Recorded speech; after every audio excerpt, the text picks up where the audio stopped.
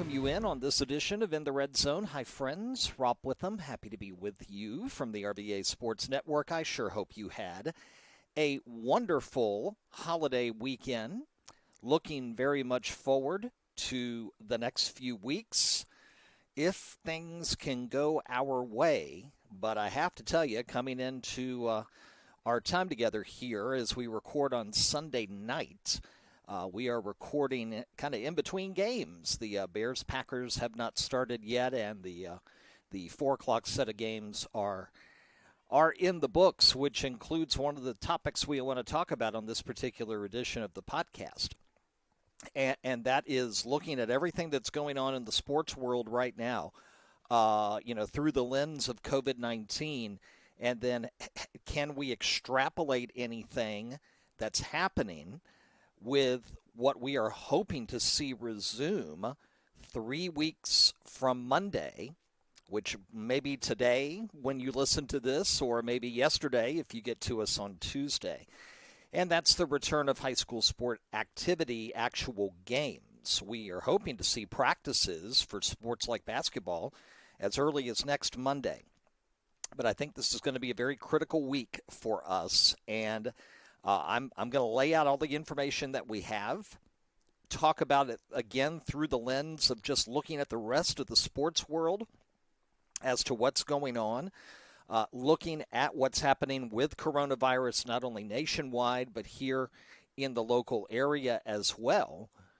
And then just, I hate to use the term armchair quarterback, but I feel like we have to be really honest about this situation. And I'm going to give you my thoughts and my feelings here on this particular edition. Most of the time, here on the podcast under normal conditions, we're talking about, games and outcomes and looking forward to games that are ahead and promoting live broadcasts and talking about polls and things like that. And, tomorrow should have been, again, I'm recording this on Sunday night, so tomorrow, Monday, November 30th, should have been the opening of high school basketball season, plus gymnastics and wrestling and swimming and indoor track. And obviously that is not the case with the championships plus one projected or proposed schedule that's been approved by the Virginia High School League that they hope to put into effect. First real practices are coming up in a week. And again, first matchups are scheduled for Monday, December 21st. But the question is, are we going to be able to do that? And that's what we're going to spend the bulk of our time talking about here on this edition of In the Red Zone. So glad you're with us. Thanks so much. And let me say this real quick in the mode of Thanksgiving. I want to thank all of you who have stuck with the RVA Sports Network here over the last almost 9 months. The last live sporting event that we covered was March 11th. That was also our last broadcast, a Randolph-Macon women's lacrosse match. And then that was the night the NBA suspended its season, and everything fell apart from there.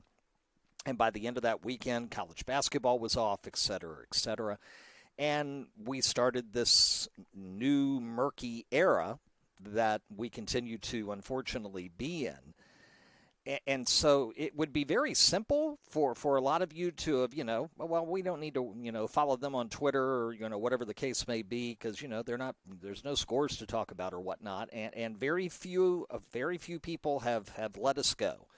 And for all of you who have stuck with us, and as we have tried to provide, the information that is still going on, such as recruiting at the high school level and people who are getting offers and people who are making their decisions, whether it be a verbal commitment or National Signing Day back earlier in November.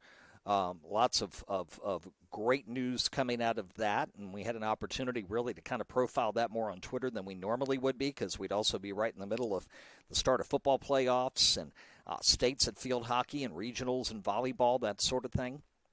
So I want to thank all of you who have continued to support us throughout our social media and our website efforts on Twitter, on Facebook, at the RVA Sports Network's website, obviously RVASportsNetwork.com. As through all of this, we work through some changes and some additions as well. So thank you. We appreciate your support. We always appreciate that.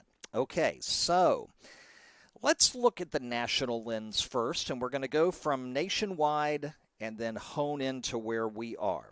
And in between, a stop in West Virginia, which we tweeted about over the weekend. This was not a good week for the sports world in relation to COVID-19. If you look at the National Football League, today, as we record this, Sunday, you had a professional franchise who had to go into a football game with all 4 of their quarterbacks unavailable. One, Jeff Driscoll of the Denver Broncos, testing positive for coronavirus. The other 3 quarterbacks being in close contact with him, obviously, in quarterback meetings and the like. What did they have to do? Very simple. They had to quarantine.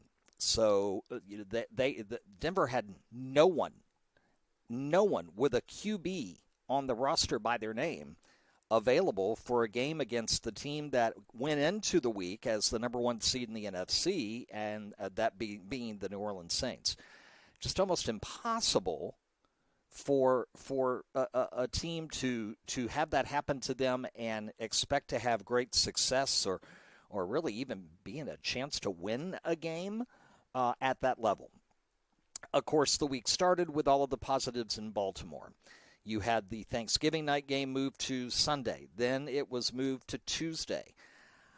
As we record this, it is still scheduled for Tuesday night, Baltimore-Pittsburgh. But Pittsburgh's quarterback coach, positive for COVID-19. That news coming out in the last 24 hours. If there's something else that happens with either one of those teams here in the Monday time frame, it would have to be very early Monday. If we get more news on Monday night and certainly on Tuesday morning, then that could really throw things, because that's a very important game. As you know, if you follow the NFL right now, Pittsburgh's the last undefeated team. But much more important than that is playoff situations, as they are 10-0. Baltimore going into the game at 6-4. Cleveland winning on Sunday, so they are at 8-3. So they are now in second place firmly in that division. And Baltimore right now is just kind of in the hunt trying to stay alive for a wild card bid, but they're not going to have Lamar Jackson and a whole bunch of people, including Mark Andrews, the great tight end. He's had a fine season this year, and he tested positive in the last 24 hours or so, or over the weekend. He will not be available if they can get that game in Tuesday night. Then the Ravens were supposed to play back-to-back Thursdays. Thanksgiving night, Pittsburgh, and then against Dallas on the regular Thursday night football. And that obviously can't happen because they're not going to play 2 games within 48 hours. So that's been moved to next Monday afternoon, December 7th. So if you go looking for Thursday night football this week, there won't be any. So you've got the Ravens and Steelers issues. You've got the Denver quarterback issue, which was just insane. And was talking with someone over Thanksgiving. And my feeling was at that point, and this was, I think on the holiday itself, I'm like, if the National Football League does not make plans now to go and find a way to bubble themselves for the postseason, there may not be a postseason. There may not be a Super Bowl. Now, in the Super Bowl era, it has never been canceled. They've played them all. No matter what the circumstance was. We had, Super Bowl 25, which was played under the about a week or so after the beginning of the first Persian Gulf War back in January of 1991. The Super Bowl was postponed a week in 2002 after the events of 9/11 in 2001. Moved everything back a week, and it kind of changed the game in the sense that Super Bowl used to be a January event, and now it's a February event, in part because of that happening. But ever since the first one, January 15th, 1967, Packers and Chiefs, every Super Bowl that has been scheduled has been played. And I just don't see where the NFL is going to be able to play it under normal circumstances. Because, and here's why I'm saying this, something is going to happen like what has happened in the Baltimore-Pittsburgh situation and more towards the Baltimore side of it. Can you imagine getting to the NFC Championship game? And I'm being just totally hypothetical here. And let's say Tampa Bay is going to play New Orleans. But Tampa Bay suddenly has an outbreak of COVID-19 the Wednesday before the NFC Championship, and Tom Brady and Rob Gronkowski and the great rookie linebacker, I can't remember his name right off the top of my head, but several key players for them are having to go into quarantine, and they're going to miss the game. If you allow that situation to be a possibility and then it happens, how in the world can you say, well, each team had a fair shot? So that's a problem. So I feel like if the NFL wants to complete its season, and I did see from NFL Network's Ian Rappaport earlier today, Sunday, as we record this, that there are some talks now underway about the possibility of doing something along that lines. I think the NBA and the NHL are making a huge mistake right now, getting ready to start seasons, trying to have limited fans and instant testing and all of this in a situation to where, as you may or may not have heard, Santa Clara County, California, which is, of course, the county where the Levi Stadium is for the 49ers. They happen to be on the road at Los Angeles today, and they did play. But there are no contact sports allowed for the next 3 weeks in Santa Clara County, so they may have to play a home game in Arizona. That's how it's starting to get. It's a slippery slope, and it's starting to really, it's not looking good. Now, turn the page and look at what's happening in college football. It's insane what is happening in college football. Florida State alone, with 2 consecutive weeks of games that were postponed at the very last minute. Clemson last week, Virginia this past weekend. You've got the Pac-12 who they tried. The Big Ten has tried. Ohio State, last-minute cancellation of their game with Illinois. Now they're beginning to wonder, will Ohio State have enough of a resume to be considered for the college football playoff? I don't even know if we're going to get to the college football playoff. And if you do this year, how do you make it fair and equitable? There's no chance to really kind of play your way into it if you're like a one-loss team in a conference via a championship game. If you've got situations where, your conference is only going to play a half a dozen games, and normally you play 12. And over here you got the SEC and the ACC that have played, most of their seasons, but their schedules are now getting crazy. Alabama's going to try to make up with the LSU game next week. We'll see if that happens or not. But, tons of games are getting postponed and pushed and here, there, and everywhere. And I have a feeling, I am certain, and I'll eat my words if it does come to pass, but I feel like I really believe at this point there will not be a regular bowl season schedule. All those minor bowls that have nothing to do with the college football playoff, I don't think they're going to happen. I don't think they're going to happen this year. There's not going to be a Sun Bowl. There's not going to be an Outback Bowl. Everything that has to be done in order for that game to exist between, who? 4-1 Northwestern and maybe, I don't know, 6-2, 7-2 Georgia or something. It's just those things are not going to happen.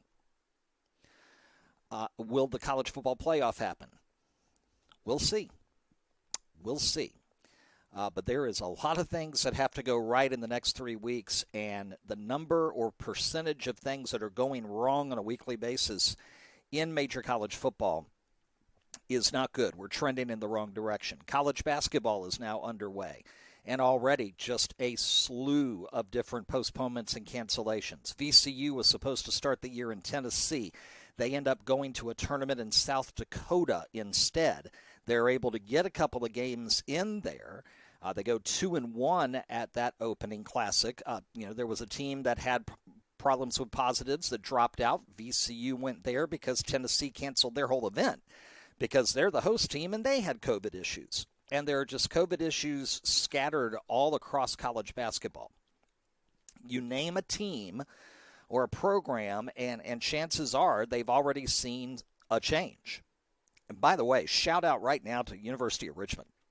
Not only a win today, as we record this on Sunday, at Rupp Arena at Kentucky, but a win by 12, a convincing win. A lot of people have been high on Richmond going into this season, and Richmond did not disappoint Sunday afternoon. Congratulations to them, and I think, my Lord, how much even better would they be if Nick Sherrod had not tore his ACL, and he was available for this game. Just crazy. So good start for the University of Richmond. That's great. It's a resume-building win, especially if we're able to get to March and actually have March Madness coming up in 2021. We'll see. Again, we'll see. But I don't think there's going to be a bowl season. I think they're going to do everything in their power to get the college football playoff done. But the NCAA may have to look at doing a bubble there as well. Now, trickle that down, and again, you've got Richmond and VCU, both men's and women's teams, who have had schedule changes already. You got the CIAA not playing. Obviously, Division III has not played yet. Randolph-Macon is not scheduled to start their season now until January 23rd with a 12-game conference-only schedule. There will only be 4 teams out of the ODAC that make it into the conference tournament. It will take place over a Thursday and a Saturday in early March. And there is still plans at this point for an NCAA Division III tournament. It will not have as many teams this year. There will be no at-large teams. You have to win your conference. It's like the old days when I was a little kid back in the 70s, where you have to win your conference in order to go to the tournament. And by winning your conference, we're talking your conference tournament, not your regular season. Okay? Let me tell you a really quick story. For those of you who were not around, and most of you were not around, in 1974, the ACC that year featured 2 of the top 3 ranked teams in America. Of course, UCLA was one of those 3 teams. The other 2 were NC State and Maryland. And the 2 teams, the Terrapins and the Wolfpack, ended up playing for the ACC Tournament Championship in what turned out to be a triple overtime classic. And North Carolina State, with David Thompson, Tommy Burleson Incorporated, were able to outlast Lynn Elmore and John Lucas and Maryland. I believe 103-100 was the final score, if memory serves me correctly. And that meant NC State went to the NCAA tournament, and the number 3 rated team in America, and obviously a team that could have gone to the Final Four that year, Maryland, did not make the tournament. It was that game that caused the NCAA to create the at-large bids. That's why it happened, because everybody just sat down after that happened and scratched their heads and went, this is insane. Why are we not allowing, obviously, one of the best teams in America to be, to have a chance to win a national championship because they lost by 3 points in triple overtime? And, they only lost the one game. It's not like they had lost 8 or 9 games in the regular season or something. And so that's why at-larges are in existence. So we're going to go back at the Division III level to pre-1975 rules back in Division I, where you had to win your conference tournament to get the bid unless your league didn't have a conference tournament. The Ivy League's already announced they're not playing winter sports. So that's done. So... Again, college football is in trouble. College basketball is off to a very rocky start. Now, let's bring it into where we are. And, of course, the vast majority of what we cover here at the RVA Sports Network is at the high school level. This headline caught our eye big time over the weekend. The entire high school football season in West Virginia has been halted due to COVID-19. Now, we're going to try to take a second and explain to you, West Virginia, obviously each state does things differently. West Virginia has kind of a color-coded COVID map system, and it played into this decision being made. Quoting now from WTOV Television, that is the Fox affiliate, might be in Charleston, West Virginia. But it says here, the latest West Virginia Department of Education color-coded map is out, and not only has it brought a halt to another team's local football season, but the entire high school football season in West Virginia. So they were talking about the fact that Oak Glen High School was looking at the map all week. They needed Hancock County to get into the gold color, which is a certain amount of, again, positivity rates and number of cases, et cetera, to play a game that was scheduled for today, Sunday, against Robert C. Byrd High School. But on Saturday, the home county of Byrd High School, Harrison, dropped into the orange category. That meant that Byrd could not play. That meant that Oak Glen could not play because there were certain standards. If you had the gold category, then the number of cases and positivity rate and all of their other formulas that they're using would allow you to play. But if you are in orange, you're not. So the rules that were constructed for 2020 put West Virginia in the unfortunate position to where they had to end the season essentially one day short, or one game short, I should say. And the West Virginia equivalent of the Virginia High School League released a statement on Saturday night that announced the end of the season. Fairmont Senior High won the Class A state championship because they beat Bluefield in a Class AA semifinal. I don't know who their opponent was going to be, but whatever it is, the game's not happening. South Charleston High School is considered the AAA champs because they were the only team left still eligible to play with the colors on the map the way that they were. In other words, they were in a jurisdiction where COVID had not affected it enough to where they said, close it down. So not only did West Virginia, you've got the situation with COVID-19. When it comes to the country, obviously right now it's spiking everywhere. But if you've, followed it with any regularity since March, you know that some areas of the country, some states have had it worse than others, and for certain reasons and situations. It was heavy early in New York. Part of that was because of New York City and how it drastically affected New York City when it first came over and into the United States. Where West Virginia was the last state to report a case of COVID-19. I can remember that going back to late March and early April. West Virginia hadn't had a case yet, and then they finally did. They felt comfortable enough, as did most states, to try to do the football season. They get a week away, and they have to do what the VHSL had to do with basketball back in March. You'll recall they got the Class 1 and the Class 2 state finals done, and they had to cancel the other ones and crowned co-champions in Classes 3 through 6. So, West Virginia's football season is done. There are some declared champions, and there's a ton of what-ifs, which, of course, we know all about the what-ifs when it comes to all of the, the basketball games that I just talked about that did not get played at March at the Siegel Center, and the co-champions that were crowned, and, of course, the seasons that we did not have in all the spring sports and what could have been there. So here in Virginia, I've been telling you for months here on In the Red Zone, prior life on the radio and now back as an exclusive podcast, that one of the things that I am watching like a hawk, not only the number of cases, but the positivity rate. And a couple of months ago, let's go back into September, we were hanging at about the 5% level, and now we're over 7 consistently. There was a big spike in cases, and here over the weekend, there were over 3,000 new cases in Virginia on Saturday, and on Sunday, the number of new cases, and I have it here in front of me, at least I thought I did, was over 2,000. And so that is not good news. Not good news at all.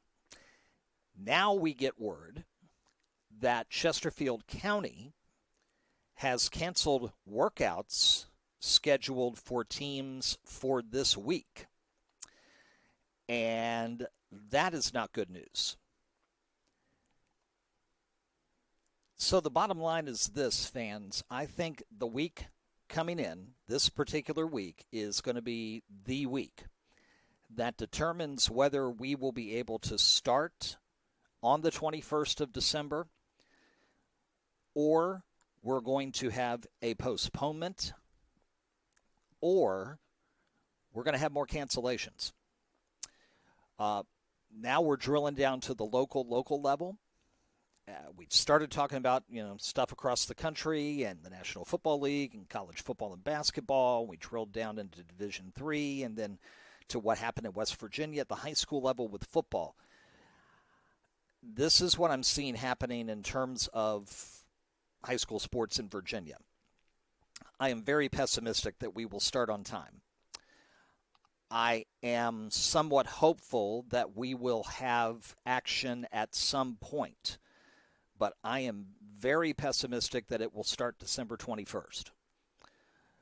When we were on ESPN Richmond the Friday before Thanksgiving, they asked me, Bob and I were talking, and Sean Robertson, of course, is in there with Bob on Fridays. And they just kind of asked me for my gut feeling, and at that point I thought the chances were 2 out of 3 that we would not begin on the 21st in terms of actual games. I am still hoping that will happen, but my feeling is now it's probably 90%, 10% that it will not. Now, this is not based on any inside information that I have that you don't, because I don't have inside information. I am just looking at reality and trends and the things that we have been talking about on this show, on this podcast for months now, tracking the number of cases, tracking the positivity rates. If a school system has decided to drop in-person learning, if they're not wanting you to send your children to school to learn, they're certainly not going to go, well, but you can send them to play basketball at 4 o'clock or have a game at 7:30. You know what I'm saying? That doesn't make sense. Richmond City has already canceled winter sports. No other jurisdiction in the area has done that yet. And certainly, now remember, and a lot of people forget this, the Virginia High School League is not a government agency. Okay? It has nothing to do with the Commonwealth of Virginia. They do, however, work hand in hand with the governor's office and the Virginia Department of Health in what has been going on with COVID-19, and I feel like they've all done a fantastic job under tremendously difficult circumstances. I commend all the work that they have done. None of us who have, not been in the offices in Charlottesville of the VHSL, none of us can probably understand the late nights that have been, done by everybody who works there, and it's not this huge office either. There's a dedicated number of people within that league office, but it's not big, not like you think it might be. So my hats are off to them. But the VHSL is not a government agency. So in other words, 2 things can happen here. Number one, your local school system has the right to go, we're not playing sports. City of Richmond has already done that. Your local jurisdiction also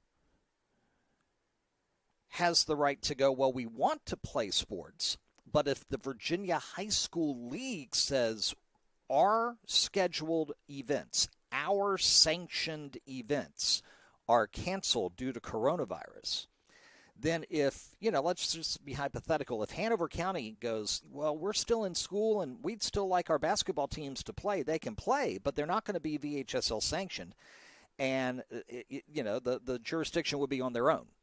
All right? So we're looking at 2 things. All right?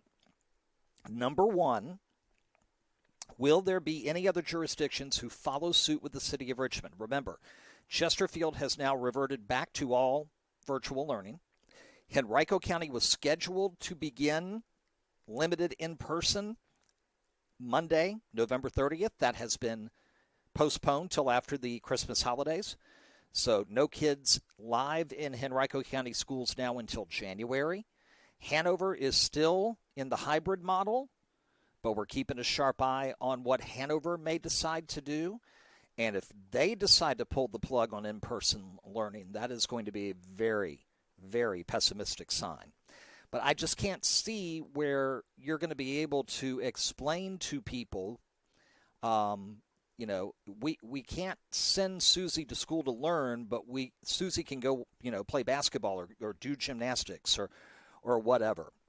So at this particular point, I feel like the chances of us actually playing those first games on December 21st, it's now 90% no, 10% yes. Okay. And with the news that is breaking even as we are doing this podcast with a couple of different teams in sports in Chesterfield County announcing that workouts in the county have been canceled for the week of November 30th through the 4th, that is not a good sign either. That is saying, okay, we're going to put a pause on this. We're going to have meetings. We're going to sit down. We're going to look at everything and make a decision. If we've made the decision, okay, we can't have in-person learning, then are we going to have to postpone? And then the question is, if there's a change, are we postponing or are we canceling? Are we going to try to get those 14 games in and wait 2 weeks or 3 weeks? And how long is too long? Can you extend winter sports into that second area where the fall sports are supposed to be made good? Are we going to get this virus under control to a point where we feel like we can do any of this? We're right on the precipice. We are not where we were March 9th, March 10th, March 11th, because it's not unprecedented. We've been here before, and we know the things to look for that are not good. And the issues nationally on the sporting scene, the issues regionally on the sporting scene, and looking at what's happening with COVID-19 statewide and locally, none of the numbers are trending in the right direction. So as of right now, as we record this podcast on Sunday night, November 29th, everything is scheduled. And again, from the Virginia High School League standpoint, it's practices December 7th, regular season for winter sports beginning December the 21st, which would be 3 weeks from Monday, November the 30th. But I'm not holding my breath, okay? All we can do at this particular point is wait and see what the decisions are made. And as we get information from jurisdictions, localities, the Virginia High School League, the VISAA, who is, they have their own plans in place on trying to get, games in for their members in the winter sports realm. Their season's going to look different too, and it's going to look even different from what the VHSL is trying to do. But I have a feeling that we're going to know a whole lot more, excuse me, when we get back together with you with our next edition of In the Red Zone next weekend, next Sunday, as opposed to what we know as we record this right now. But I am very pessimistic, unfortunately, at this particular point, as to whether or not we're going to see actual action on the 21st. If we do, let me mark out a couple of things, because I'd like to end the show on a positive note, for heaven's sakes. A couple of things in terms of historical perspective. In Henrico County, Douglas Freeman High School, their new era as the Mavericks is scheduled to begin with a varsity basketball doubleheader at home against Hermitage. Girls at 6, the boys around 7:30-ish or 20 minutes after. So the Mavericks would host the Panthers, Hermitage at Douglas Freeman there on the 21st. And the first games for the new Mechanicsville Mustangs would be on the road rivalry night action at Atlee. Again, a girls-boys basketball doubleheader. Girls at 6, boys 20 minutes after the conclusion, 7:30, quarter to 8. Will that happen? All we can do is wait and see. So here's what you can do, okay? And I don't know how. I think it's just because of the climate that we're in. I think that had COVID-19 happened 30 years ago, this disease, this virus, this pandemic would not have been as politicized as it has been here in the year 2020. I think the climate that was in place made that happen. It certainly wasn't the virus that did it. It was the climate that took it and did what it's currently doing with everything else. Here's what we all need to do. Okay? I hate wearing masks. I'll be the first one to tell you. I don't know anybody that I've talked to in this entire pandemic that's looked at me and go, Rob, I love it. I hope we always wear masks forever. This is fantastic. No, it's like paying taxes, guys. nobody likes to pay taxes, but we have to do it so that the collective good, the things that have to be done from a local, state, and federal government level get done. Now, we could have a totally different discussion about how much money they need and how they waste and all of that, but we're not here for that. What I'm saying is that we don't like paying taxes, but we do it. I got personal property taxes coming due. I live in Henrico County. I don't like paying them, but I got to do it. So I don't like wearing a mask every time I go into a store, but I got to do it because I need to protect the people who are working there. They need to protect me if I'm going in. You need to do it to protect the people who may be with the people that you are with, but you may not be with. Now, for those, and you're going, Rob, what are you talking about? And I can't remember if we talked about this on the last podcast or not, but this is really important. And I'll close with this thought. Earlier in the fall, and I caught eye of this simply because of, I am a wedding officiant. I'm also a second-generation ordained minister, in case you didn't know that. And I do anywhere between 25 and 30 weddings a year. And obviously, that all has been, just decimated by COVID-19 as well. I've seen weddings canceled. I've seen them postponed. I've seen them postponed twice. I've seen couples go from having 150 guests to 10, going from having it at this big, great place to in their backyard because they were like, look, we just want to get married. And as long as you're doing it within the governor's guidelines, that's fine. But there was a wedding in Maine, and there was a COVID outbreak because of that wedding. And after contact tracing, they determined that 7 people died from coronavirus. None of them attended the wedding itself, but all 7 contracted coronavirus from people who were either at the wedding or from people who were with people who were at that wedding, and they were not practicing social distancing, and they were not practicing mask wearing. Okay? So do it anyway. Okay? For those of you listening to me right now, I'm not going to wear my mask. If you care about me or your neighbor or the person down the street you've never met, do it. Okay? Just do it. Nike, may I borrow your slogan for a minute? This will be done soon. This will be over one day.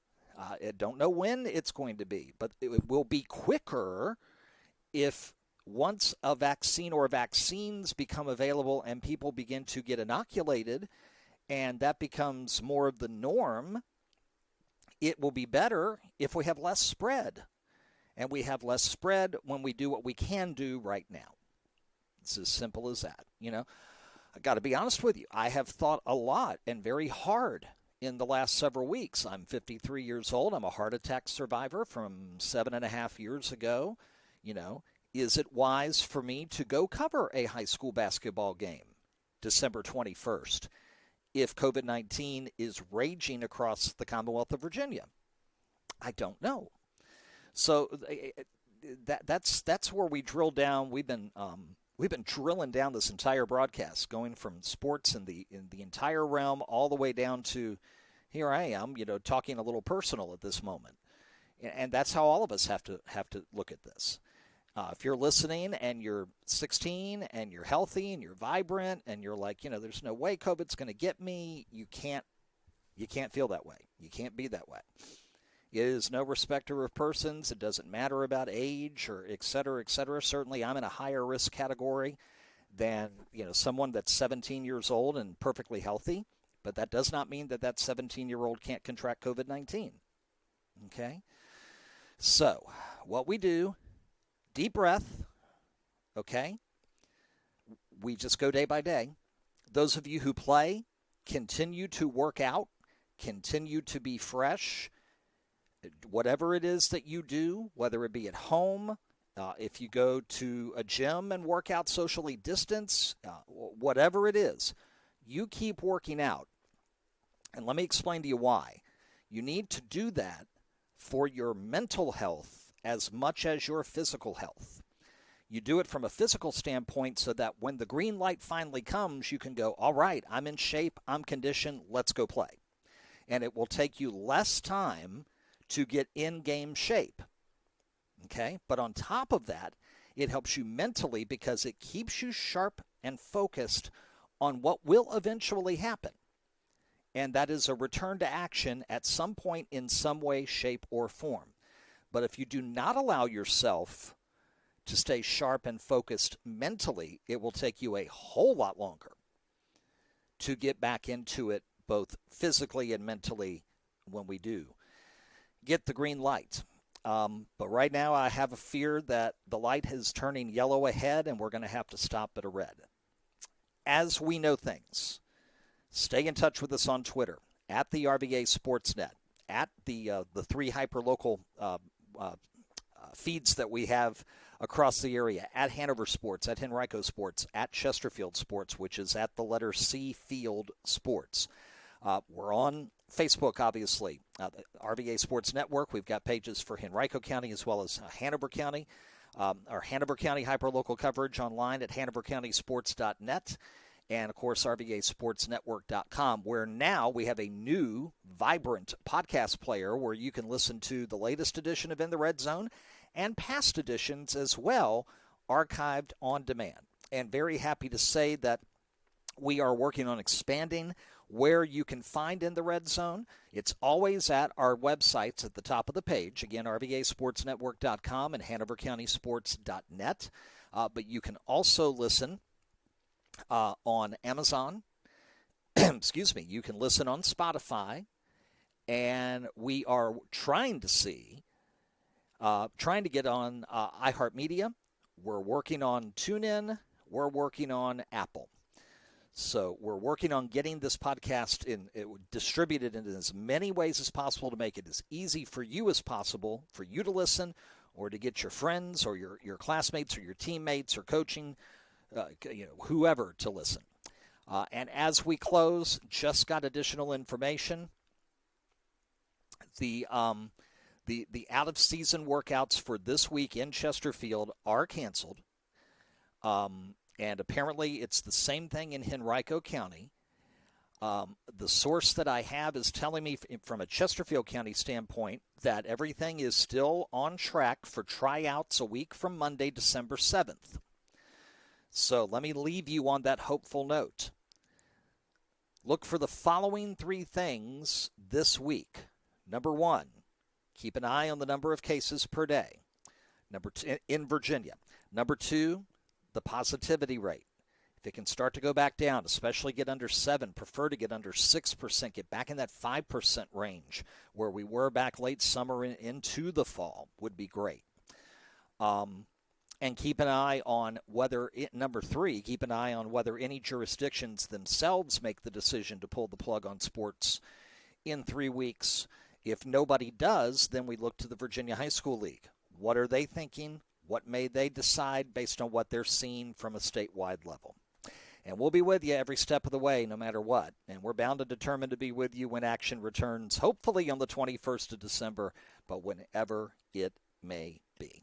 Thanks again, everybody, for being with us. You'll notice we're starting to get things back up and running in a normal way here. We had our theme music at the beginning of the podcast as we're working to build out a new studio here at our headquarters and bring the radio station that we were with for many years, the Mater, bring that online now that it's no longer on the air at 102.9 FM. It's a process, and it goes day by day, and sometimes it goes very, very, very, very slowly. And it's a bit frustrating, but we'll get there. One of these days, we will get there, so it's piece by piece. And again, thanks for your support and for sticking with the RVA Sports Network. Rob Witham, thanks so much for being with us. We will talk to you again next Sunday. And again, if we have anything major that breaks, stay with us on Twitter, on Facebook, on our websites. And if we need to, we'll do a special edition of In the Red Zone to give you all the information that we have as we receive it. Thanks, everybody. Have a fantastic week. Talk to you next week in the Red Zone.